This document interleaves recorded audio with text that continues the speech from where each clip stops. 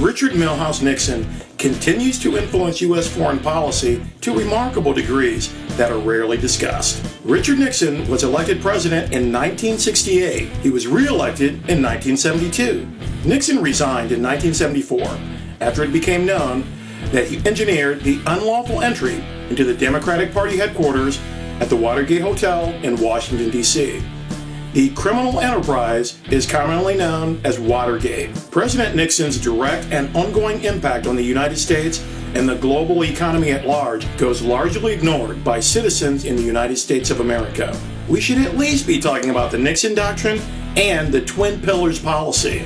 So let's go to encyclopedia.com. The decision by Great Britain in the late 1960s to withdraw its military forces from the Persian Gulf and to grant independence to its protectorates along the Arabian Peninsula confronted the United States with a strategic dilemma. It was the height of Cold War rivalry with the Soviet Union, and the United States was deeply involved in Vietnam. According to Rudolph, this led to the birth of the Twin Pillars policy, which essentially saw the United States allot greater responsibility to Saudi Arabia and Iran as the two powers whose job it was to secure the strategically important Persian Gulf region. The Nixon Twin Pillars policy may seem a lot like the Obama leading from behind initiative because they're basically the same plan.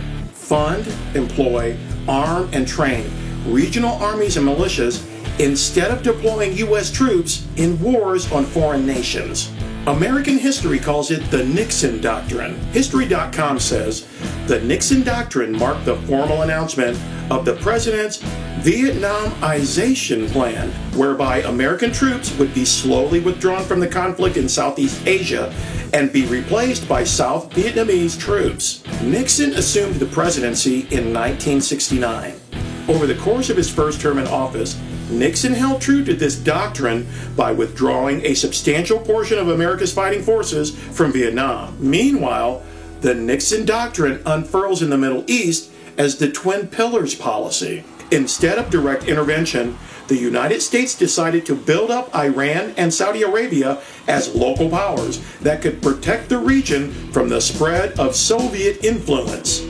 As the twin pillars of U.S. policy, both countries were encouraged to acquire billions of dollars of the most advanced arms during the 1970s. This soon saw the U.S. focus primarily on building up the Shah's Iran into the dominant military power in the Gulf region. President Nixon was elected to a second term in 1972.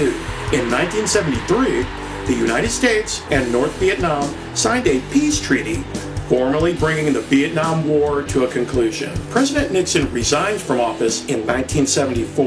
In 1975, North Vietnamese forces crushed the South Vietnamese army and succeeded in reuniting the divided country under a communist regime. Iran battled Iraq from March 1974 through March 1975, with praise and approval from the United States. Iran embraced the Twin Pillars policy more enthusiastically than Saudi Arabia. The Twin Pillars policy collapsed suddenly in 1979 when the Shah, the king of Iran, was overthrown in a revolution that brought to power a Republican regime opposed to U.S. influence in the region. The Nixon Doctrine established Iran and Saudi Arabia as the twin pillars of U.S. military influence in the Middle East.